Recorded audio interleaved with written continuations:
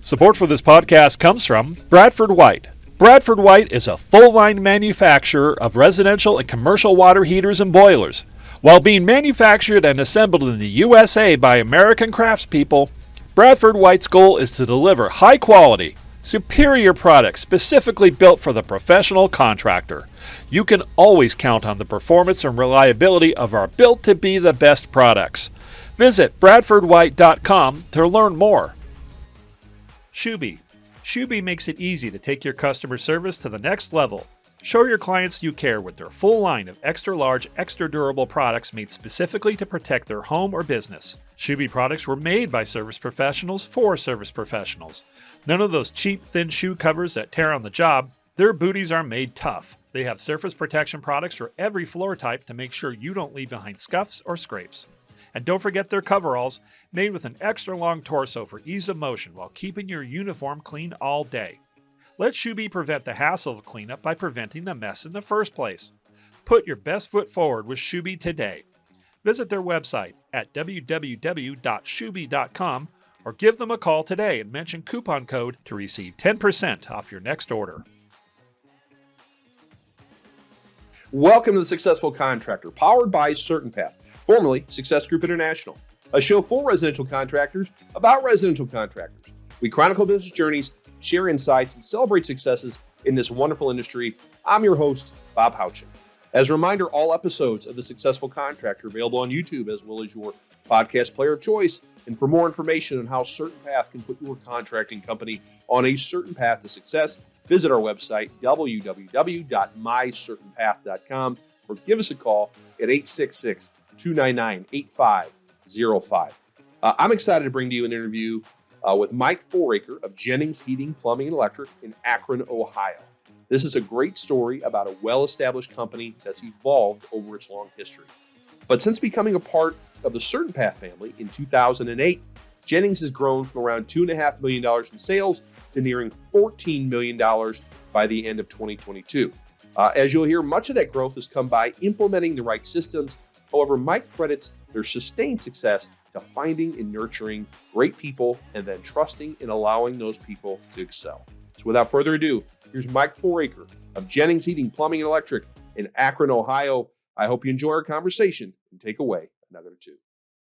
Mike, thank you so much for giving me some of your time today to talk about your business. For those who haven't had the pleasure of meeting you, could you share with everyone your name? Sure. Company name and where you're located. Sure. Mike Foraker. I'm the president and owner of Jennings Heating Company. That's Heating, Plumbing, and Electric Company, and that's Akron, Ohio. Very good. And been there. The company was founded in 1931. Yeah. And I've been there 42 years. Yeah. So, been there a long time. It's a big part of who you are. So It is. And we're talking, business has been good, but it's been really good the last year or two. Maybe kind of share with everyone how you've been growing and what's been going on there. You know, I think what's happened in the last year and a half, we've probably grown from 2 years. We've grown from 35 people to 70. Yeah. 70 people, and it's been really good. I think part of that has to do with the fact that we're kind of at a point where we could kind of the term I want to use is pay it forward. Okay. So for so many years, the business just did not have the financial resources to bring people in as we needed. In other words, everybody's got a strategic plan, but now you got to finance it. Yeah. We were not in a position to do that for many years. So now thank the good Lord, that's happened through a lot of prayer and faith and so forth. And we're now in a position to where we can bring people in, whether we're bringing people in ahead of time. In management position, a year ahead, 2 years ahead, to train and have them work into that position. You're not just hiring to fill a seat because you got to have it filled right. That's right. Big difference, big change. And let's see, in terms of numbers, so you said what you're going to hit this year at almost 14 or Yeah, something? we're going to be probably somewhere between 13 and $14 million. That's incredible. And last year was what? It was just Last year was 10, Yeah. 10 and a half. So nice growth Yeah. numbers and Yep. margins are where they need to be. And Much better margins. that's right. Yeah, That's why we're much better talking. margins. Yeah. So, as people that have listened or watched, no, I love learning people's individual stories, how they got to where they are. And we were talking before we officially start rolling. Kind of share with everyone how you started with Jennings and your background and how it grew from there. Okay, so actually, I went to church with the Jennings family, with Fred Jennings, and so I graduated with a degree in business, and Fred was looking to do that same thing, bring on more management and so forth. So he asked if I wanted to come to work there, and well, at first I thought I'd want to go to work at a big corporation and all that stuff. Sure. I thought about it. I thought, it's kind of like an interesting, a great opportunity. And when I started there, the first year I was there, we did $900,000. Yeah. So, and to give you an idea, so I started out. He hired me in this position, but I had to do something else. I have many hats, so I sold. And the first air conditioner I sold was $950 for the air conditioning system. That's dating myself. Right. Yeah, very good. So from there, you acquired the business. When did that officially happen? That happened in 2008. Oh, really? Yeah. Okay. Well, I say that we started that. It was a number of years to make that happen. Okay. So, and Fred probably left about 2011 was when he stopped. All right. Coming in. But a lot's obviously happened between when you started in 2008. So let's cover some of that. You said originally it was like you were doing like coal or something like that, right? And then, and then you got into new construction. I'd like to hear cover all that. So the business started as a coal company in 1931. In fact, we've got photos of here's a rail siding and big piles of coal. And, a little sign, Jennings Heating or Jennings Coal Company back then. Right. So we transitioned into a heating company right after the war. Okay. Gas became popular. And back then, they put conversion burners into those big old round coal furnaces. Sure. So we installed those. And then in about the early 60s, we started converting those to the much more efficient gas furnaces. Mm-hmm. And I actually, in the late 70s, I actually took out a lot of coal-converted conversion burner gas units, but also I took out 7 coal units that were still burning coal. Is that right? Yeah, in the late 70s. Yeah. And then we started doing air conditioning, as most people started adding that in the 70s. Sure. A lot of new construction. We did 18,000 new homes. That's incredible. In over 20 years in the 70s and 80s, and we had the revenue growth, but it was just a tough business. Sure. I mean, I would take an armload of prints home every night, figure those, and then you got to try and collect and so on and so forth. Oh, yeah. It was just something and then we decided in the early 2000s to get out of that. Okay. And that was a big step because that was a major part of the business. Yeah. But that's kind of one of those faith steps you take, and we did that, got out of that, and it's been ever since. It's just been moving up. So when you converted to residential, service and replacement, you weren't a member yet because you didn't join till 2008. That's right. So what kind of a blueprint are you how did you learn? It's a different business, right? Okay. Well, back then we would go to a lot of your suppliers would have industry events. Sure. Of course, it was geared to what they were, the product they were selling and so forth. But we got a little bit of that. But I will have to say, I'm a reader. I love to read. I've got a wall of books, and I could never execute the way I wanted to. Sure. Good, the better, best, the great. Built to last, whatever. You can read all these books. I could never nail that down, and frankly, not many people want to read today. So I had a hard time getting my team to read. Sure. To read it, but it seemed like when we joined SGI, that changed. Yeah. All of a sudden, people looked forward to learning. They looked forward to great. growing. And so, that was just a big change for us. Yeah. They were on board. I didn't feel like I was pushing just myself. That's great. What was why the decision to join in 2008? I mean, that was a tumultuous time in general with the economy being what it is. It was. I think it was a couple of things. I knew that there was a better way. I knew that there had to be. I mean, I would go to these functions and I'd hear you know, 9 out of 10 guys say, yeah, we can't, you're lucky if you make 2% or 3%. And then there'd be that one guy standing there and said, yeah, I made 12% or 15%. I was What like, did you do? Yeah. So that was it. It was just something had to be, you know, life's too good, too short to fight that. So. Sure. So what, you were what, a couple $1 million then at that time? we were probably about 2.5 to 3 million when we joined. And you had converted fully over at that point. to Just residential about. service We had we were maybe had 1 or 2 builders left, but you know, basically it was just add-on replacement. Yeah, at that interesting. time. Thinking back to then, I know it's been some time. What were some of the core changes or things you needed to tweak? You know, because back then there was no, I don't think you went to EP yet. I think you went to Expo right away. Right. And there was a few days early we called executive perspective, which was the basics, and then we'd have the 2 or 3 days of Expo afterwards. Right. And it was a lot. You know, I think part of it is we all have legacy mindsets. I came out of, again, working with this company and growing, but also being in new construction. The legacy mindset is you can only people can only afford so much. You know, you can't push. You know, you can't. Well, you can, and people do, and they will, and they'll pay for value. So. The thing to change when we were coming out of that new construction thing was you don't have to be the low guy, and we're not, but we're better. So anyway, it was that, and that's been evolving. That was huge. The other is knowing our numbers. You know, KPIs. You know, that's fantastic. You just can't unless you know your KPIs. You don't know where you're at. Right. You know, so that was really great for us too. That's great. Yeah. As you're growing like this, I was reading your website and bios, and you've had managers with you a long time. Long time. So what were those guys? Were they techs at one point and have been graduated up, or you go from 2 to, you know, how did you build the infrastructure, those middle levels? They were techs, and some of the people came from outside the industry. Yeah. And frankly, one particular person was a phone. They took questions on the phone and worked for a medical company. That person runs my service department now and does a great job. Is that right? He's learned it. Yeah, he's learned that. So it's given us a vehicle to take people. You know, it's that thing of hire for attitude. Yeah. It's given us the ability to hire for attitude, and now we have a vehicle to train for excellence. That's incredible. Yeah. So that person with no technical background in service with the HVAC side or plumbing, or which one is he? HVAC. HVAC. So what is the training? Because you had mentioned earlier you're in a position where you can hire someone and let them learn for a year or so. So what is it for a guy like that? What did you do to help him understand the industry and to be able to help technicians, right? And them not try and talk over his head? Yeah. Well, and that's an interesting part too. So we were able to position him next to my general manager, Mike Catalano, who does an excellent job for us.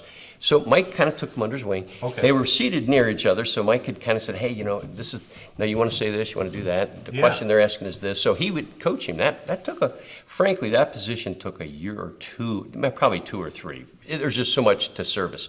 Yeah. And then the technicians, I think at first it's like, you know, that guy didn't know anything about service. But you know what though? He gained their respect because they knew he had the business and their best interests at heart. Right. And when they know you care like that, then you've won that battle. It makes a big difference. And now the guy knows he's technically he's great. I mean, he's got it, but he's gotten a lot of help from them. He's not afraid to ask. Sure. If you don't mind, and I know it's a big team. People are always intrigued by what's your management team look like? So what are the leaders in your business? Kind of break down who's in charge of what department, if you don't mind. Yeah. So I've got Mike Catalano as my general manager. Mike's been with me, I'm going to say probably 30, he'd probably tell me more than that, probably 35 years. Yeah, that's and he started as a technician. Yeah. And I hope he doesn't mind me sharing this. When we went to hire Mike, he could not. He didn't want to climb a ladder. So if you can imagine a technician that won't climb a ladder, and the owner said, you know, why would you hire a guy? I said, because this will sound, he was an Eagle Scout. Oh yeah, well sure. You look for attitude. You look for people that you can train and people that have the right culture. Yeah. So that was my general manager. My service manager is Don Truex. Mm-hmm. Does just a fantastic job. I mentioned him earlier. We have Chris. Chris she's the head of our CSR department. Okay. Melissa is the head of our sales management department. Okay. And we've got Andy Agarwald, he started as a truck driver, and now he's running the biggest department in the company. That's the install department. Oh, okay, very good. So he started on, I remember seeing him in a truck. I mean, he was just, he was always eager to learn and move ahead and advance. George, he runs our electrical department. Okay. And he'd worked in the oil fields, and he knew a little bit about electric and a little bit of, he actually started at HVAC, and we rapidly moved him into under another electrician, and then he took that thing and he ran. He went from 1 employee to 5, grew that department from $0 to $2 million in like 5 years. Wow, Yeah, that's great. Yeah, so that's good. And now we have Matt in our plumbing department. So, and we're just starting there, but now we have a blueprint. We've done it. We've done the electrical side and so forth. What's his background? Because people are always like, I want to start a new division, but how do I do it? So, he's a master plumber. Guy's a good plumber. Yeah. He's going to be getting his license, and but again, he's just the right kind of guy for our culture. how did you find him? We're always looking, and I don't know if you saw an ad on Indeed or whatever, but he responded. Okay. As many people do, but not everybody. A lot of people just don't have that culture, that attitude, Right. and that belief. So we knew right away. You get a pretty good idea right away if somebody's that person. Yeah, So, that's and interesting. we did so. And you also have art that we were talking about? Yeah, so it was interesting. I'm at a point in my life where I've got this great team, but I want to transition over some years, and there's a lot of private equity out there. I mean, let's face it, a lot of us get these calls, and I certainly have. But I wanted to keep it in the business, and we do consider ourselves a family. Yeah. And so I was having a meeting one day. I called a guy in that was kind of a buyout specialist, and just to discuss some things with him, how I would do this, where I would go, what I would look for. And I invited my banker, who, his name is Art Clapp, and Art, I've known him for many years. Yeah. He is my commercial banker, very sharp guy, and I've known Art and communicate with him every day. He and I send Bible verses back and forth. For 13 years we've done that. Yeah. So that's my banker. So Yeah. anyway, after that meeting, he called me about a week later and says, "Hey, I'd be interested in talking to you about this." Yeah.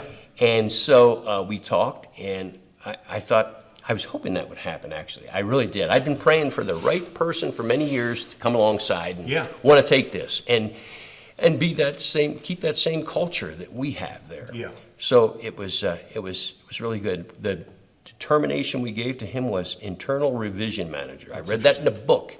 That allows somebody to come into your business and they can go anywhere, look at anything, and just kind of see how it's all working. Sure. And he has he has a very caring and an intentional personality. Yeah. Sometimes I think that you look back and say, I wish I'd have done that, and I think I could have done that, but we wear too many hats. Oh yeah. There's a lot of things. There's a lot of things. So it's that whole thing of what got us here isn't necessarily going to get us there. He can do that. That's neat. And it was interesting. He said, I don't know if I can do this. He said, I don't know anything about heating and cooling. And I said, that's exactly why I want you. I got all kinds of people that know heating and cooling. Sure. We want somebody that can take us to that next level. Yeah. So, that's fascinating. yeah. So he's been in that role for what? A year? It's been over a year, Over a year. and just really good. Doing touch bases with the employees. Yeah, I was going to ask. So people are going to know. Well, that's interesting to have that outside input. Yeah. What is his day to day? Is it's meeting with management? Or what? Well, it's all the above. It's meeting with management, and he works. At first, it's meeting with management, showing them how to do touch bases with their people. Yeah. Then I would notice they'd be in their room and the door would be shut, and he would be there, and the manager would be there, and the person was there, and Art would just listen. Now, Art doesn't need to be in a room, doesn't need to be in the room. They've learned how to do the touch taught how to bases. do that, yeah. Right, but we've shown each of the managers how to do that. So, That's great. So yeah, it's really fun, and it's fun to watch from my Sure. perspective. I get to walk by and say, "Oh, they're doing it again." That's good." great. So Yeah. a lot of it's been people management and development. With the one-on-ones are so important now. It is. With this generation, especially. That is probably the most important. And I think the young people today, we've been extremely fortunate to get really excellent young people, but I think it is because they want to feel connected. Yeah. And the only way they're going to feel connected, you can't treat them like it was 40 years ago. Here's a paycheck, that doesn't work. They've got to feel a part of it. So. Yeah, that's great that you recognize that Yeah, as well. well- 'Cause there's a lot of people that go, we've been doing it this way for so long. It's been so good. What's interesting is I I remember way back when you drive into the parking lot, and some people might be able to relate to this. You drive into the parking lot, and it's like, oh boy, somebody's car is here. I'm going to have to go talk to that, but boy, they're a downer. Yep. Well, you know what? We got rid of all those negative influences. That's amazing. I can say now, I drive in and I'm happy to see everybody that we've got a team that's working and pulling together. That's fantastic. And we don't put up with the dissenters or whatever. Not that you can have your own point of view, but sure. But positive people. Yeah, positive people. Got to be. Who manages the recruiting and hiring and all that? That's actually come into under my general manager. He's done more and more of that. He's done that for a number of years, but it's gotten so large now that we are now in the process of hiring an HR person to do that as well. Yeah. And there's other HR issues that you want to make sure you stay on top of. We're of the size that now that's a full-time position. Too. Yeah. And that, looking back, that's one of those things, boy, that's going to be more money. It's like, don't want to spend the money. Well, again, we're in a position, if we don't spend the money, we're not going to move up. You've got to continue to do that. So what are you doing to find, you go walk the halls of this expo. Everyone's going to be talking about where are you finding people, you're growing so aggressively. Where are they coming from? Is it schools? Are you going to high schools? It's actually trade schools. I think that we've got a pretty good reputation in the community. Mm-hmm. People know, we give a 100% satisfaction guarantee. They know that we're kind of, we're treating people right. We just, our people do it the right way. They treat people the way that you would want your grandmother to be treated. Yeah. And, when you do that, people see that around and they say, I like that company. So, hey, why don't you go talk to Jennings, because a lot of people are unhappy where they're at. Sure.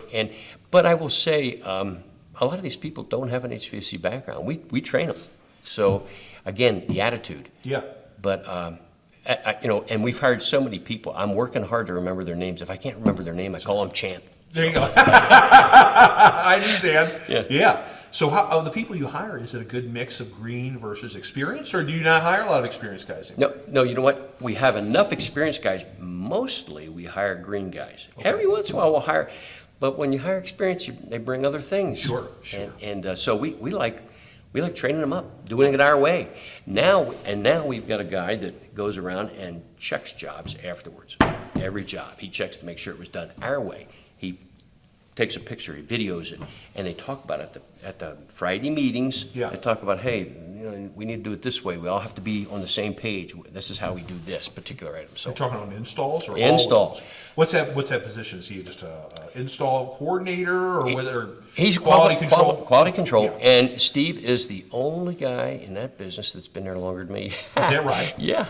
So it's a good job for him. He's seen it all, done it all, and can do it all. Have you noticed callbacks have gone? They have gone down. Yeah. It's been excellent. Yeah. So and another thing about training in install is we took one of our really key installers. I mean, this guy is sharp and he's really good. His name is Nick.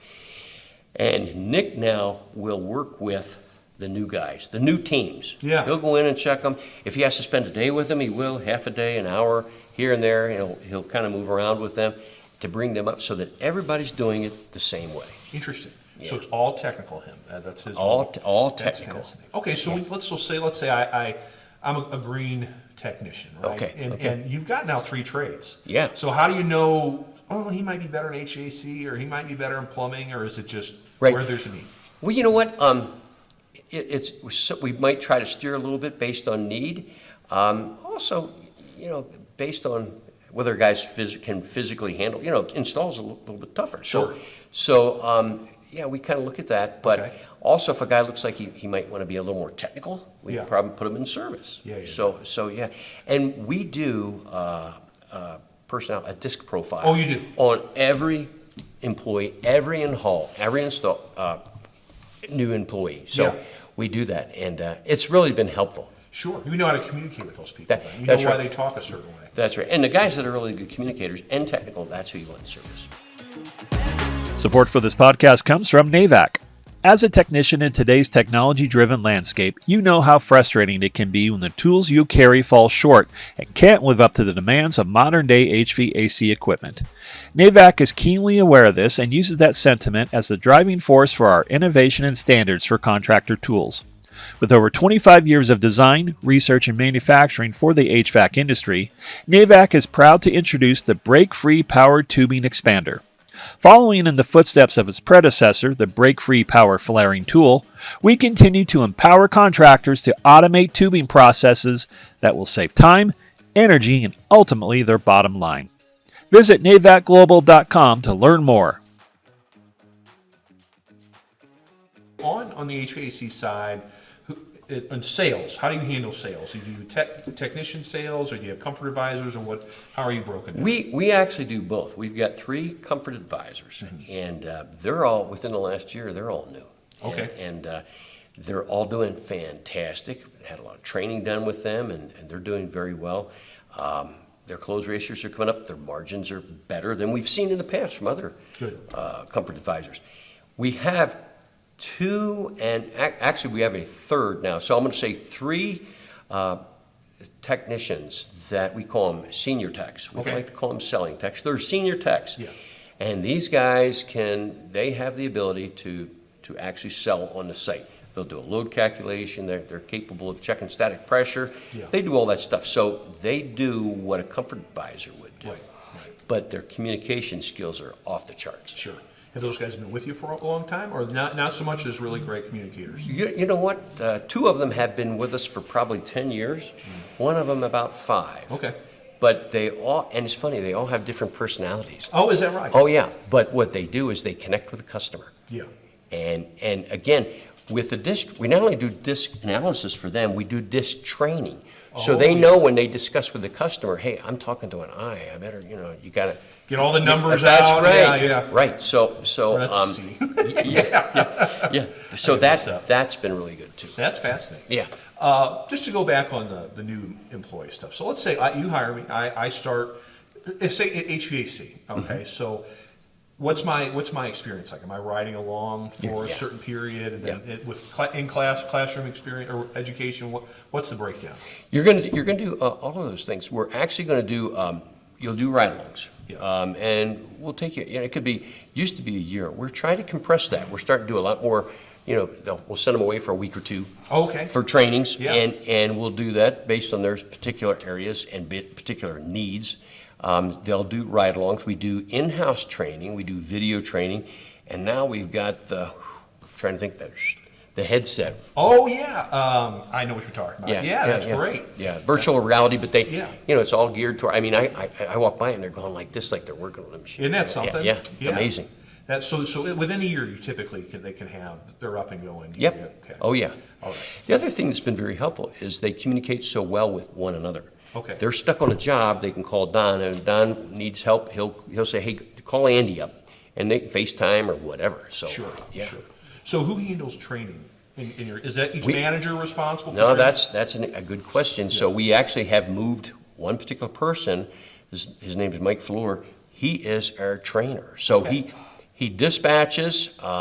He's not a full-time dispatcher. He dispatches, works a lot on commercial. We do some commercial. Yeah. Does commercial dispatching, but he's very knowledgeable. Okay. And he's got a good way of training. Yeah. And so, he does a great job for that. So we've got a guy that he does that several hours a week, and that's his position. That's fascinating. Yeah, and he's taking that on big time.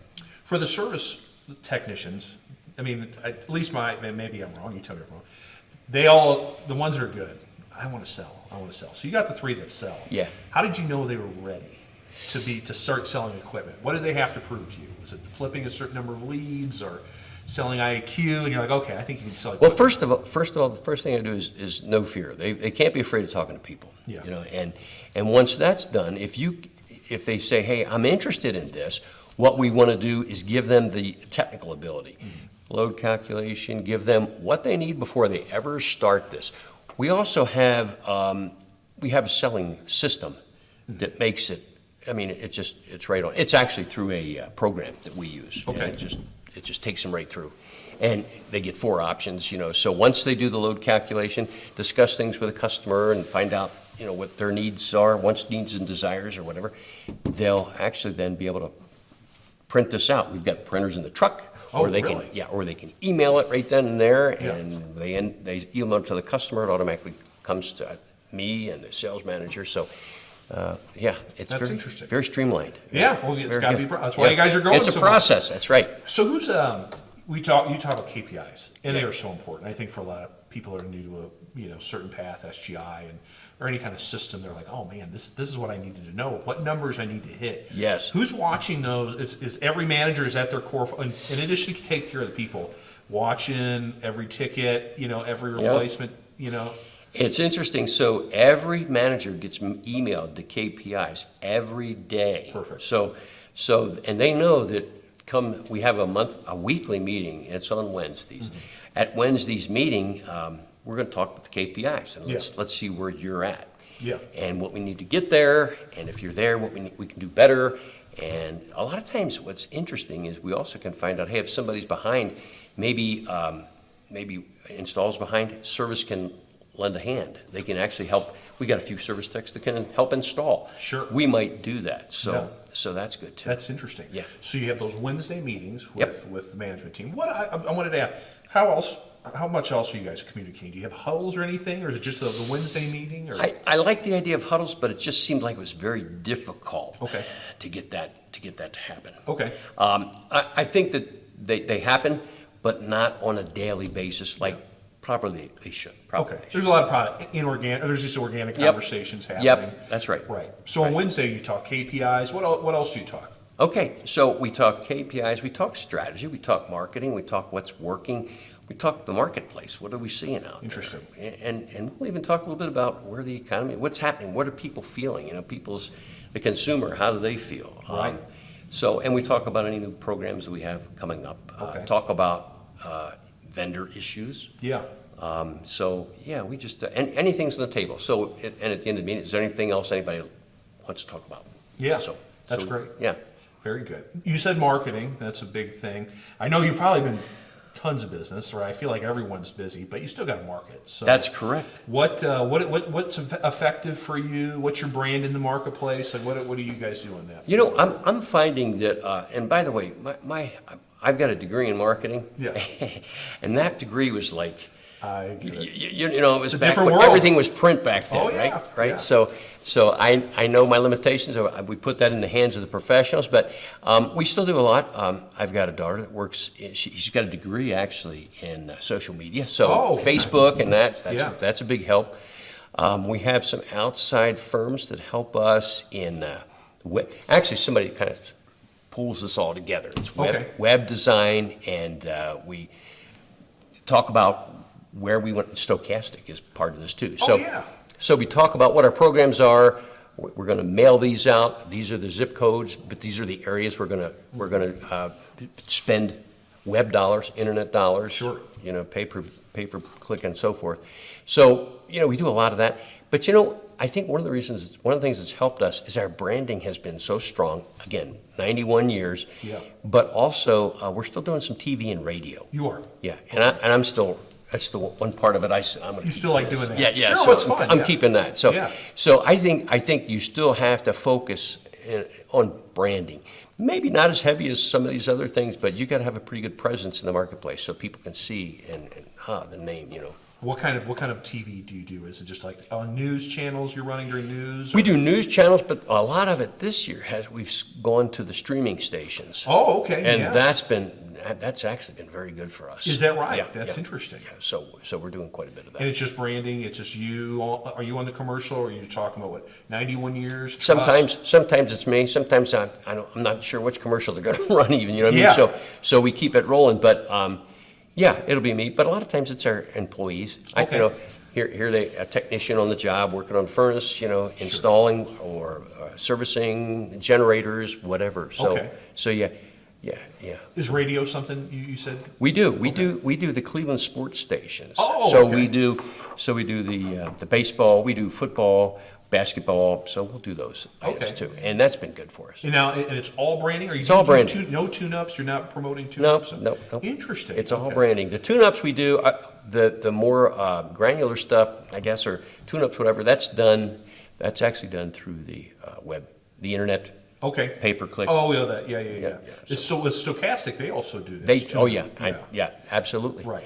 Yeah, Oh, go ahead. I'm Yeah, sorry. and so we've chosen the zip codes that we want to be That's in what I was gonna ask. and hit it real hard, and that's been good for us too. That's neat. Yeah. I always feel like I got to marry with, we talk marketing in the call center because of outbound. Do you guys do a lot of outbound calling? We do, and actually we've done more of that this year. Okay. And it has paid off tremendously. Has it really? Yeah. Is it just on tune-ups or follow-up on unsold jobs? Or? It's tune-ups.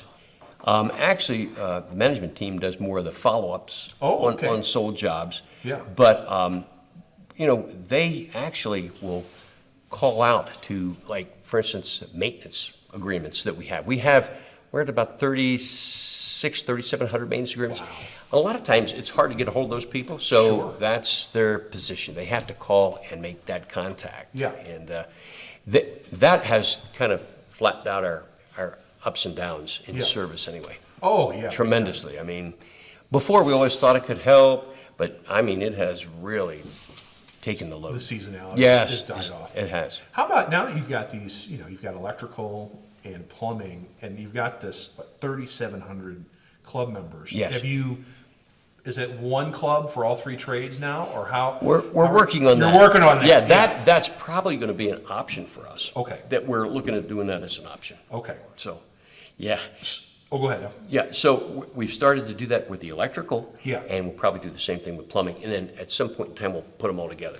When you Bundle 'em. when you started that electrical, was it just changing how you answer the phones and say, "Hey, we offer electrical now," or how did you utilize that customer base without getting out of control? Right? I mean, 3,700. That's a lot. It is. And that's another thing about when you have a management team, you kind of tend to balance each other. Mm-hmm. I'm like, we got to start telling people. And it's like my team's saying, well, wait a minute, we got to get all these pieces in place first. Yeah. It's like, you guys are too slow, and you guys are too fast. You know what I mean? So it's a balance, and it's really a dance you do with your management team, and it's worked out pretty well. But that was it, just slowly announcing. Slowly, You didn't we're promote it. going to roll it out as we're capable, as we know our capabilities exist. to do Okay, that. very good, very good. Just kind of wrapping up, I mean, what do you see for Jennings in the next 5? How about you? Next 5 or 10 years? What do you know? Okay. I'm thinking maybe another 3 to 4 years. I'll be done. I've got a farm. Yeah. And I live there.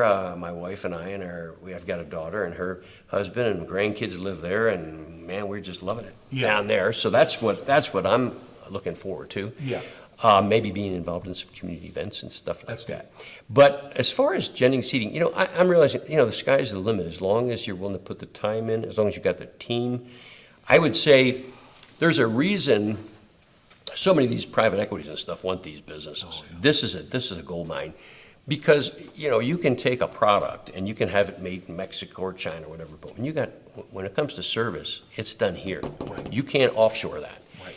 And I just see these technicians, these guys that can do this, they're just work with their hands and their minds. These guys they're the future. Yeah. And people realize these are the technology workers of the future. Yeah. Because whether it's a furnace, whether it's a commercial piece of equipment, whether it's something that has to do with boilers and beyond, these guys they've got it all right there at their fingertips. They can get the answers. That's why they're getting paid what they are now, Yeah. and why prices are what they are. Yep. They have to be. Yep. Looking back over your many years in running a successful business, what are some things if I'm a newer member or someone that's only been doing it for 5 years and I'm struggling, and what are some things maybe you wish you would have done differently or done sooner that would benefit me from listening or watching this? Yeah, I think probably the things that hold us in place, I would probably want to push through those a little quicker. And not to, I'll give myself credit for making the moves I did, but man, if I'd done it just a little bit quicker, then I could have been where I'm at 10 years ago, and who knows where it would be. Yeah, that's true. That's true. So anyway, I would just say that, don't be afraid. Get all the information you need, and move forward. And in my case, pray about it. Yeah. And look for direction and move. How about all the scaling up you've done? You've raised the right people up. Yeah. What's the secret to knowing who's capable to be a manager versus I really need to go outside of my company to find that talent to manage that part of my I think that our people are capable of much more than we give them credit for usually. And I think that for me, when I moved from the guy, I mean, frankly, I wore all these different hats, and you start to give them away. But if you're wise in who you give them to, and it's a success, then you get a little more confidence in yourself to give another hat, and then another hat, and then another hat. And so I think what it is you need to start that process. If you can't give something to other people on your team, maybe you have to look, it's either you or it's your team. Yeah. So I think that looking back on it, I was glad to have found that. Yeah. That would have been nice to have found a little earlier. Sure. Yeah. And did you nurture them? I guess the same way you talk about your general manager nurturing an employee. You got to sit with them and show them the ropes and give them, and then finally, after a while, you go, okay, now it's you. We did, and we nurtured them, but it's been sped up because we trust them. When you trust them, you can, hey, I'm going to have to take 3 or 4 years to get this person to, sometimes it's like, we all think we do this job. It's almost impossible for anybody else to do. Yeah. And it's not. You can train people up to do this. Yeah. And you can do it quicker than you may think if you've got the right people. Right people. And if you know what numbers you need to hit, Yep. the KPIs we talked about. So. Yeah. And another thing with this transition that I talk about, I felt like this would be an easier, if somebody has the ability to run something and grow this thing, they don't need to know this industry. Mm-hmm. If they know and they have a group they can tie into that can work with them. Here are the KPIs. Here's what you're looking for. Here's what you got to do. Here's where we're going next. And the big thing is to come to these meetings and rub shoulders with people that have done it. Yeah. And that, it gives you a lot more confidence. And you've gone to the Eagles events too, right? The bigger yeah. size. That's neat where it's a little smaller, but you guys have more similar challenges of the larger organizations. That's correct. And that was very good too. Yeah. So it's nice. And we're in the platoons, the focus groups, and those are great. Yeah.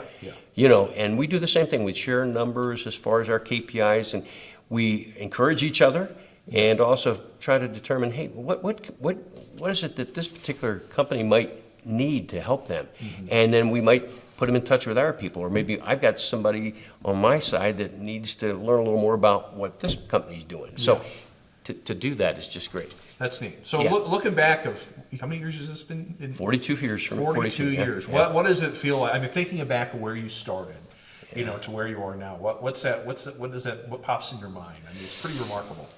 How time flies. Yeah. And it does. It goes fast. But I think of all the people, all the places, and the customers, and so on and so forth. It's been a great ride. Yeah. Not over yet. So. Yeah, that's right. That's right. Well, Mike, thank you so much for all your time today. This was really enjoyable. Good. Thank you. Enjoyed it.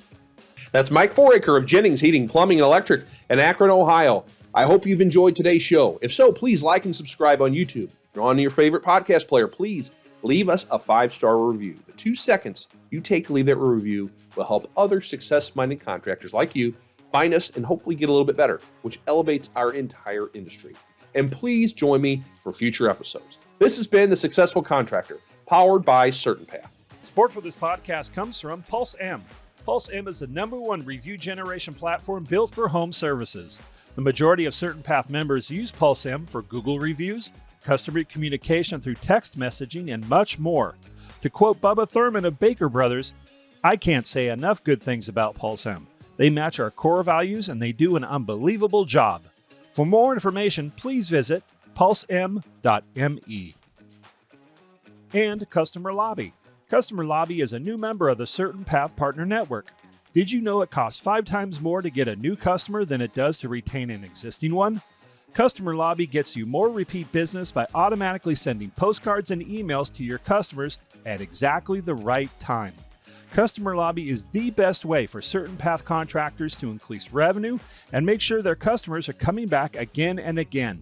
To quote Jeff Katz from Clinton Electric, Customer Lobby expanded our business to people that we never would have gotten revenue from. For more information, please visit customerlobby.com. The Successful Contractor Podcast is part of the CertainPath family. CertainPath builds successful home service businesses and has for 23 years. We do it by providing contractors with a proven path to success, professional coaching, software solutions, and a member community of over 1,000 contractors just like you. Doubling your sales with a 20% net profit and an inspiring company culture is all possible. Let us show you the way. With CertainPath, success is made certain. Visit www.mycertainpath.com for more information.